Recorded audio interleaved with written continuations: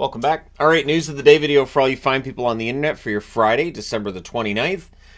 Starting with, at the top of the board, the Flyers. So both Konechny and Ersson left last night's game against the Vancouver Canucks before the game was done.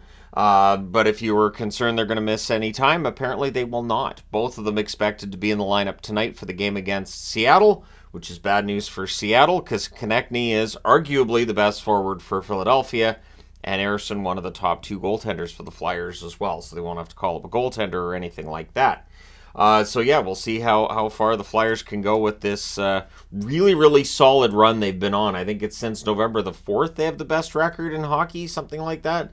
So yeah, pretty solid, pretty good run. And I'm not doing a video about the Flyers because last time I did a video about the Flyers, it got ugly for a couple weeks. And so I feel like if that happened again, Flyer fans might be like, you know what, I'm done with this guy. Anyways, Oilers fans have reason to be happy coming out of last night. And it really felt like last night's win over San Jose was a statement win for Edmonton. Keep in mind that early in the year, the loss by Edmonton against San Jose was kind of seen as like bottom. That was and because it kind of was. And so with last night's win over the Sharks, which was very much a convincing one, the Oilers now find themselves at 16, 15, and 1, above NHL 500, and it's 3 wins in a row to get there. So for the Oilers, things are going pretty darn well. It does mean trouble for teams above the playoff line currently, because if the Oilers keep winning like that, they're going to end up passing somebody who's currently above the playoff line. And it's good news for people who might have had some money down on them potentially winning a Stanley Cup. At the very least, they'll make the playoffs. They keep playing the way they've been playing, and then maybe we could talk about their cup hopes later on. I will say Skinner's been playing a lot better over the last month as well, so that definitely helps. So I was getting questions about this yesterday. I wanted to address this in a news video so the maximum amount of eyeballs would see my discussion on this. Sports K, who I have ordered jerseys from many times over, that New York Rangers, the new Rangers third, that was the only place that I could find it at a discounted price. And Sports K is a legit place to find jerseys.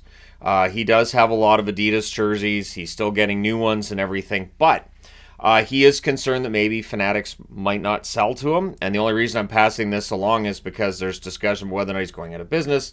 Well, the reality is that if Fanatics doesn't sell to certain online sellers, then those online sellers don't have product to sell. So that's where Sports K is at.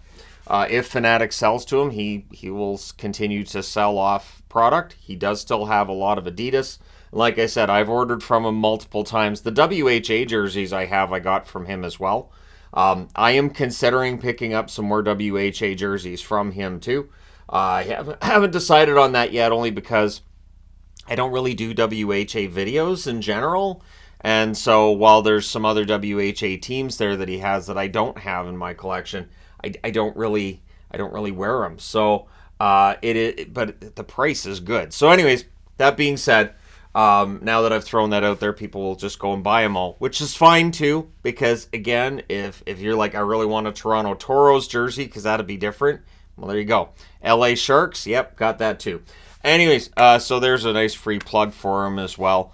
I've never had any problems dealing with him. I buy jerseys primarily through him, through Ben H Sports, who's listed in the description to all of my videos. They're both in business themselves. Doesn't seem like that their businesses involve a bunch of employees or anything.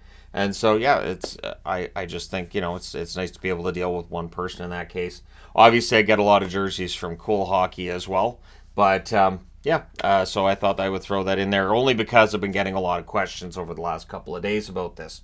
All right, so for Sens fans, good news and bad news. The good news is Chabot, Joseph, and Chartier all at practice today. The bad news, all of them in non-contact jerseys, meaning they won't be ready to go as of yet, but at least they're progressing towards a return. And for Chabot, he's been out a couple of times this year already. He's only played a handful of games. One thing about Ottawa's record is it's a bad record, but they haven't had a full lineup either, at least not for very long. It feels like injuries have been a problem for them all year, and it's been where the injuries are, and with Ottawa at this point, with the amount of youth on this team, and with just the lack of depth that some other teams have in terms of really strong NHL talent, I think it's all reflecting in Ottawa's record so far, but hopefully they turn things around. So Thompson's been activated by the Buffalo Sabres. Good news for Sabres fans there. Ryan Johnson's been loaned to Rochester, so roster move there in order to accommodate the return of Thompson. Tage Thompson has not had the kind of season this year that he had last year, but he's still a very effective top six forward for them. He does still have all of that ability, just the puck's not going in the net for him this season like it did last season. So we'll see if that changes for him, but I'm sure Buffalo fans will be glad to get him back in the lineup. Yesterday, Ethan Bear signed a deal with the Washington Capitals, as rumored. A 2-year deal, the cap hits $2.06 million per season. It's prorated for this year as well. So he doesn't get paid that this year, but he gets, I think it's $1.37 million this year, but it prorates out to $2.06 million for the season. That's a good deal for Bear. I think that Caps fans will be happy with him. He can play top four here and there. He's a good third-pairing defenseman at the very least. So wishing Ethan Bear nothing but the best. He was a good teammate to everybody in Vancouver. I think the Canucks wanted him back. I think they just couldn't compete with that offer. I don't think they could afford the $2 million for Bear with other plans that the Canucks might have coming up for them at the deadline. Nathan MacKinnon's point streak is at 19 games going into tonight's game against St. Louis, so he's looking to make it 20 games. He has 36 points in those 19 games. So for McKinnon, he's playing pretty well. Nathan MacKinnon has been fantastic this year, which won't surprise anybody who's followed the Colorado Avalanche for any period of time. But it definitely looks like this year he has some interest in the Art Ross, and he might get there because McDavid, while McDavid's played better lately, it does look like the Art Ross is there for the taking. And McKinnon and Kucherov might be the ones fighting it out for it. Although, would I be surprised if McKinnon goes on an incredible run in the second half of the season and takes home the scoring title again? No, not really. I wouldn't be surprised at all. Elias Pettersson, the other Pettersson, really starting to turn some heads at the World Juniors, which, I mean, if you followed the trajectory of Pettersson since the Canucks drafted him, he looks like a keeper. So at the time, it was kind of a laugh, like, oh, look at that. There's two guys named Elias Pettersson, and they're both drafted by the Canucks. Isn't that kind of funny? Yeah, there's that aspect, but there's the fact that he's playing 23-plus minutes at the World Juniors. The younger Pettersson, of course, not the one that's currently on the Canucks. And he's playing well. He's got some physicality in his game. He can make that first pass out of his own zone, good defensively. And that was always the scouting report on him, that defensively, he projects to be a good NHL defenseman. The upside offensively was always kind of the question mark. So, since then, Pettersson has looked like an absolute steal for the Canucks where they got him. All they had to do was say, well, we like an Elias Pettersson, we'll grab him. Wouldn't even matter about the draft, right? I know in that situation, I'd be like, gotta have two guys with the same name. Come on now. But it does sound like what was kind of laughed at the time. Not so much laughing about it now. Of course, speaking of World Juniors, Team USA is still seen as the favorites to win the gold at the World Juniors. Now, of course, with the round robin being as the round robin is, there's been some upsets here and there. Really, the rubber meets the road once you hit the medal round, which we will see early next week. Early this morning, Finland beat Latvia 4-0 at the World Juniors. USA and Czechia currently in progress and starting at 1:30 p.m. Eastern, 10:30 a.m. Pacific. Canada plays against Sweden. That's seen as a prime matchup, thus the timing being where it is so that people in North America can watch it. I do feel kind of bad for people in Sweden because I don't know how often when the World Juniors are here that we make sure the games are really early for people in Europe. But anyways, Sweden and Canada get at it today. That should be a fun matchup. Good news for Minnesota fans. It looks like Spurgeon's back in the lineup. He's on the first power play unit, which means Minnesota fans are not happy about him being on the first power play unit because that knocks Brock Faber down to the second power play unit. I can only assume that with the popularity for Faber at this point that there's a lot of Minnesota fans who would like to see him, A, stay on that first power play unit, and B, find a way to clone Brock Faber and then immediately take that clone and age him up to Faber's age so you can have multiple Brock Fabers on the team.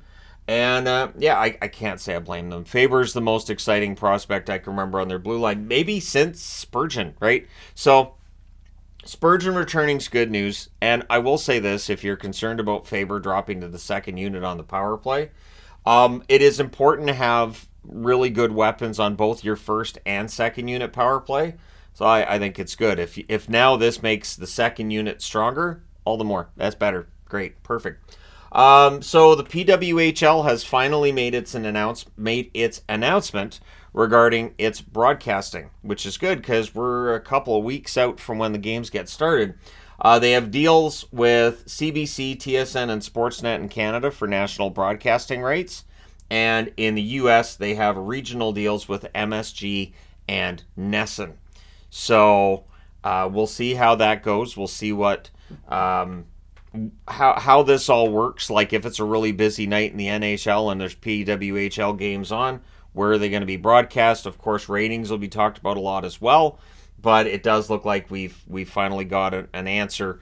So we've got the buildings that they're in. A lot of games are sold out already for various teams around the league. And now we know where the games are going to be broadcast.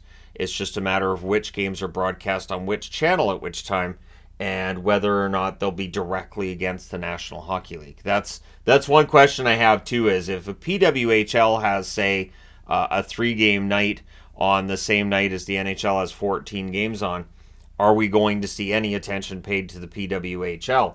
As I've said, though, with them, I think it's important for them to focus maybe on a different crowd, focus on fans who will consume that product. And I don't know if it's going to have a lot of crossover with NHL fans.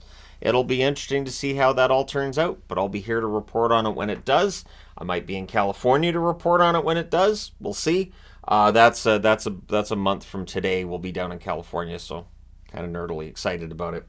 But anyways, first trip of 2024 and all that fun stuff. So anyways, there you go. Let me know your thoughts in the comment section below regarding any of these items on the board. Don't forget to hit like and subscribe if you have not already.